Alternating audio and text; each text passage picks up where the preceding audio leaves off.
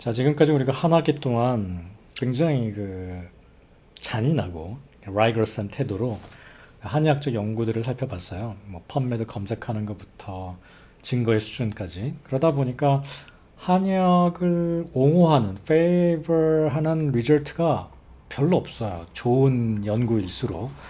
그래서 많은 회의와 어떤 실망감이 드실 수도 있는데요.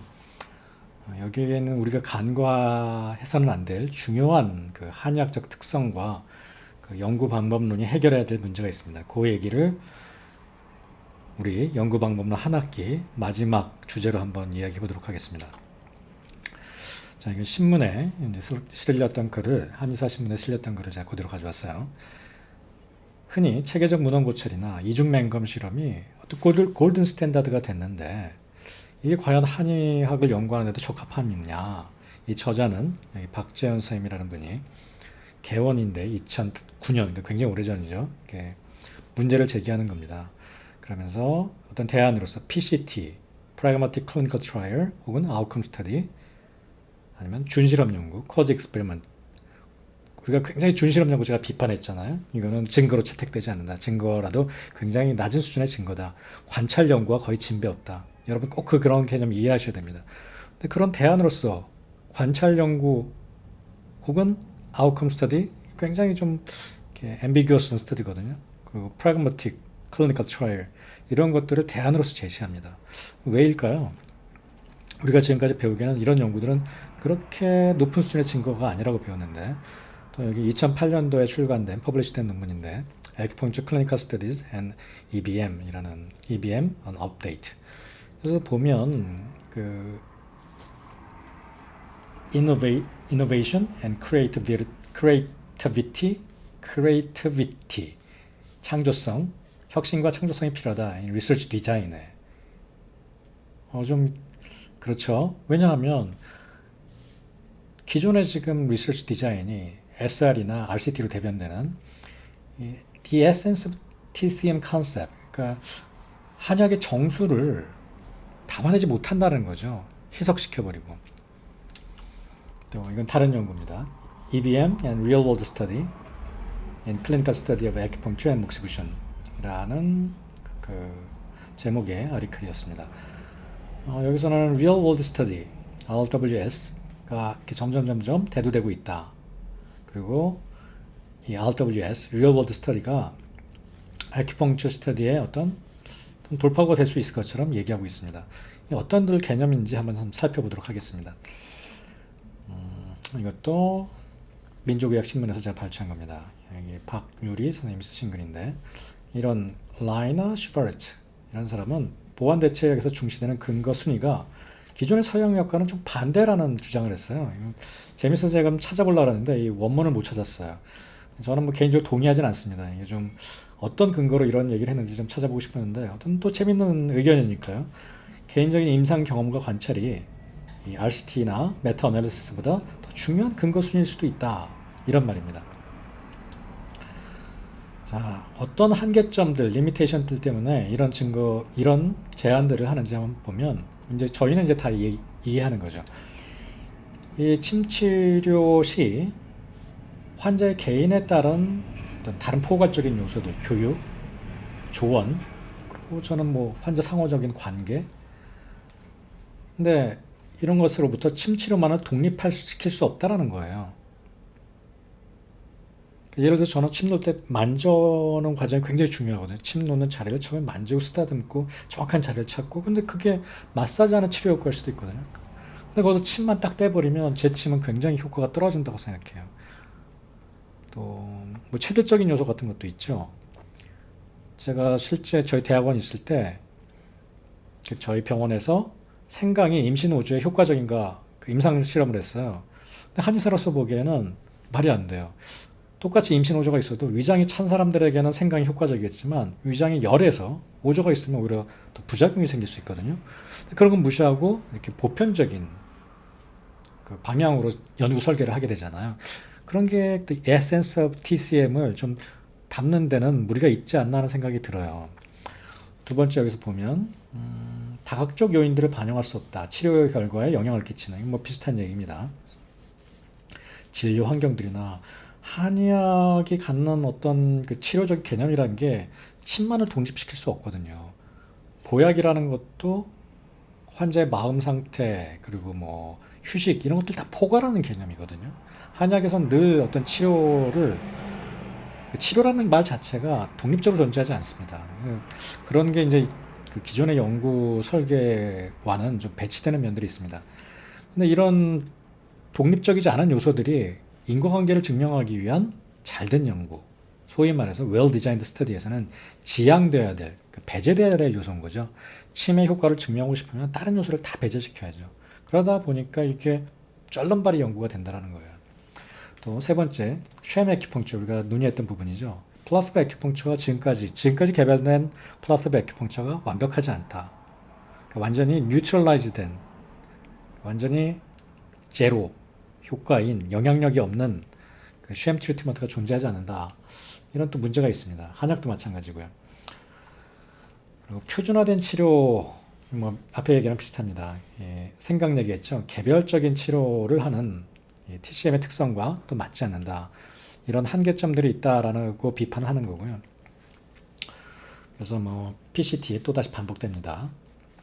Practical Clinical Trial, 여기서는 Pragmatic이 아니라 Practical을 썼는데 같이 혼용돼서 씁니다. Practical Clinical Trial이나 Pragmatic Clinical Trial이나 내용을 보면 같은 내용이에요. 그러면 이런 PCT나 다른 형태의 뭐가 될지는 모르겠는데 다른 형태의 스터디를 우리가 생각해 보기 전에 증거의 개념을 다시 한번 살펴볼게요. 이 둘 중에 어떤 게 더 중요한, 더 과학적인 혹은 더 나은 증거라고 생각하세요?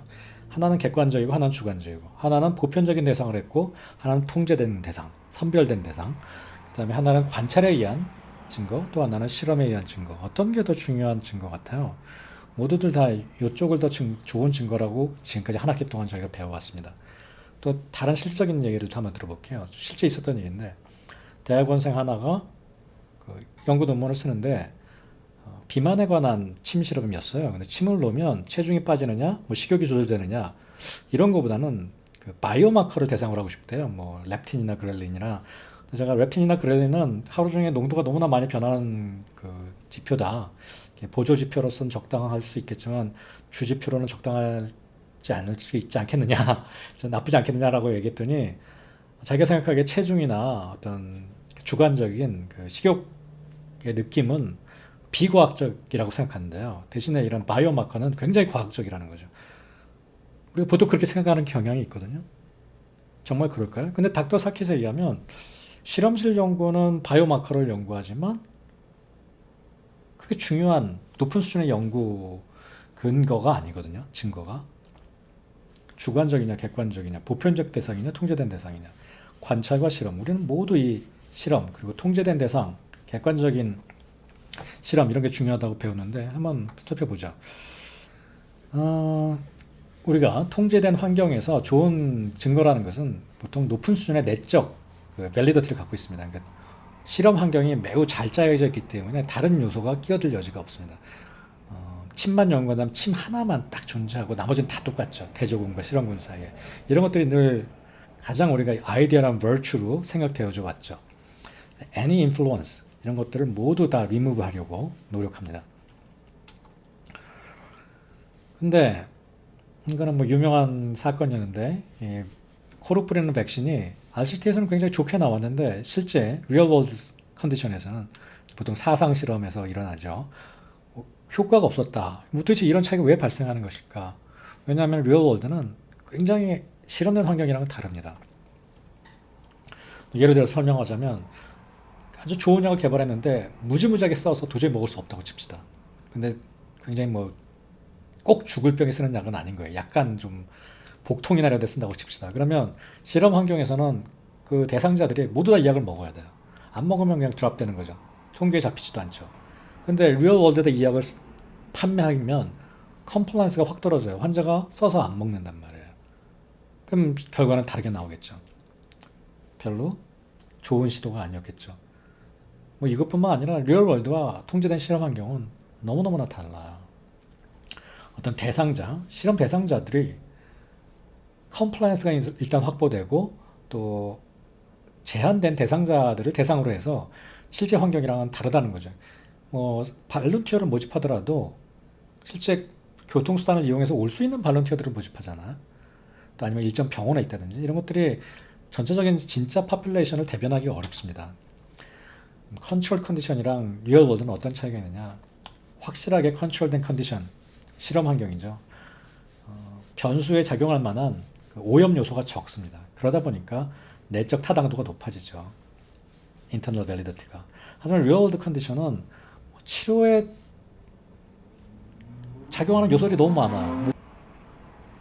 침만 연구하고 싶어도 다른 치료도 보통 다 같이 해요. 그리고 환자들도 다양한 사람이 있어요. 치매 걸린 사람도 있고 요양원 환자도 있고 병원 환자도 있고 멀티센터라고 그랬잖아. 그래서 이 변수들을 독립시키기가 어렵습니다. 그러니까 좀 굉장히 다르죠. 그러니까 내적 타당도는 떨어지고 반대로 외적 타당도는 올라갑니다. 보편화하기 좋다는 거죠. 리얼 월드 컨디션에서 나온 결과들을. 그래서 우리는 늘 이렇게 통제된 환경, 확실하게 제한하고 규격화된 환경이 어떤 지향해야 될 virtue라고 생각했었는데 과연 이게 올바른 실험 환경이냐는 거죠. 여기서 나온 그 증거가 과연 골든 스탠다드가 될 것이냐. 사람들 이렇게 가둬놓고 실험해서 어떤 양질의 어떤 의사결정의 증거를 얻어낼 수 있겠느냐 하는 비판이 있는 겁니다. 그럼 리얼월드 에비던스는 뭐냐? 그냥 우리 세상에서 얻어지는 정보예요. 그냥 사상 실험 생각하시면 됩니다. 다 이제 효과가 검증돼서 시판 이후에 부작용이나 효과에 대해서 다시 검증하는 과정이죠. 그래서 실제 이게 대체약을 위해서 나온 건 아니고요. Real World Evidence, Real World Data는 그래서 FDA에서도 굉장히 중요하게 다뤄집니다. 그러니까 RCT에서 커버하지 못한 부분을 메꿔줄 수가 있기 때문에 이거는 기존의 RCT 실험 환경과 Real World Evidence의 차이를 설명하고 있죠. RCT가 causality, can it work? 에 관한 얘기를 하면 Real World Evidence는 이게 과연 진짜 워킹하느냐 현실 환경에서 이건 외적 타당도와 내적 타당도에 대한 얘기고요.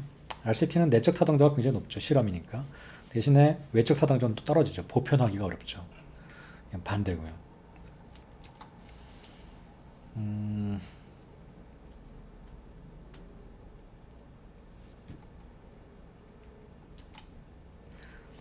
그러면 다시 한번 보죠.